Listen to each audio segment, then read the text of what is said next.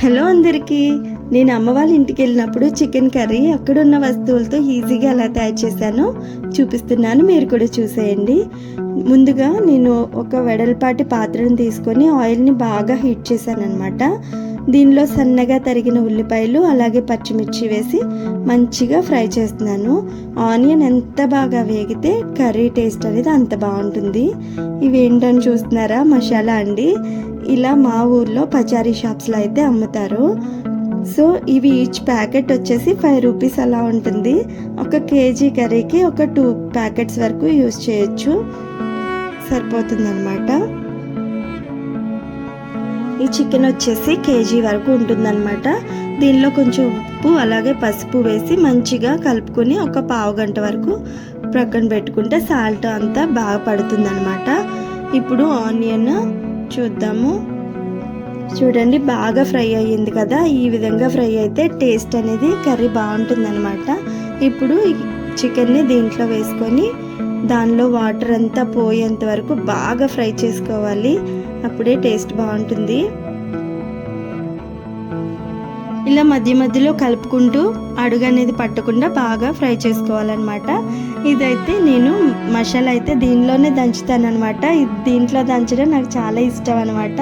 మా ఇంటికి ఎప్పుడు వచ్చినా కానీ దీంతోనే నేను దంచుతాను అనమాట. చూసారా, అవి మసాలా ప్యాకెట్స్ 2 తీసుకున్నాను.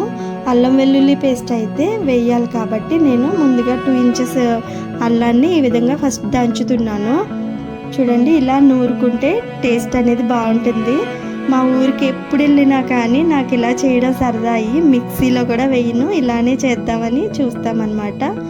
చాలా బాగుంటుంది టేస్ట్, అలాగే సరదాగా కూడా ఉంటుంది. ఇప్పుడు దీనిలో ఒక ప్యాకెట్లో ఒక వెల్లుల్లిపాయ ఉంటుందన్నమాట. సరిపోతుంది. 2 ప్యాకెట్స్ వాడతాం కాబట్టి 2 ఉంటాయన్నమాట.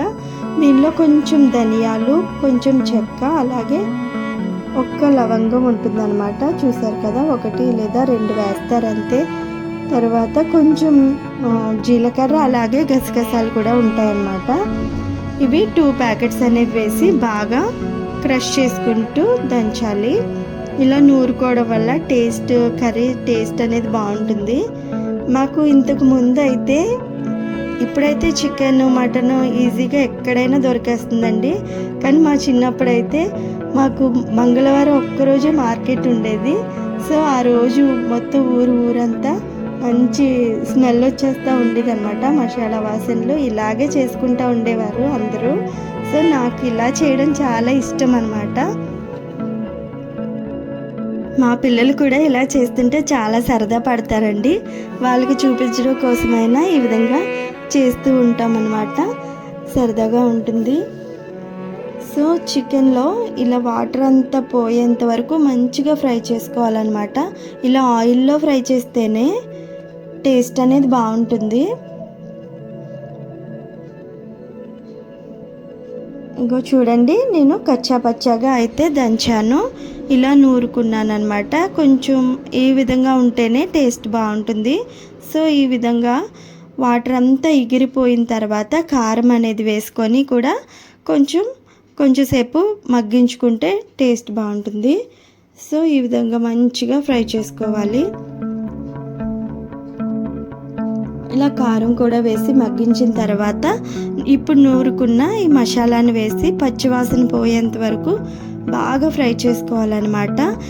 వెంటనే వాటర్ అనేది వేసేస్తే టేస్ట్ అంత బాగోదు కదా. సో ఈ విధంగా మంచిగా ఫ్రై చేసుకోవాలన్నమాట. అంతేనండి. ఈ విధంగా ఆయిల్లో మంచిగా ఫ్రై చేసుకొని కొంచెం అంటే కొంచెం ఒక 1/2 గ్లాస్ వరకు అయితే నేను వాటర్ వేస్తాను. చూడండి, ఇలా 1/2 గ్లాస్ వాటర్ వేసి ఒక 10 మినిట్స్ పాటు ఉడకనిస్తే కర్రీ అనేది రెడీ అయిపోతుందండి. మా ఛానల్ కనుక మీరు ఫస్ట్ టైం చూసినట్లయితే ప్లీజ్ సబ్స్క్రైబ్ చేయడం మర్చిపోవద్దు. అలాగే వీడియో కనుక నచ్చినట్లయితే లైక్ చేయండి, షేర్ చేయండి.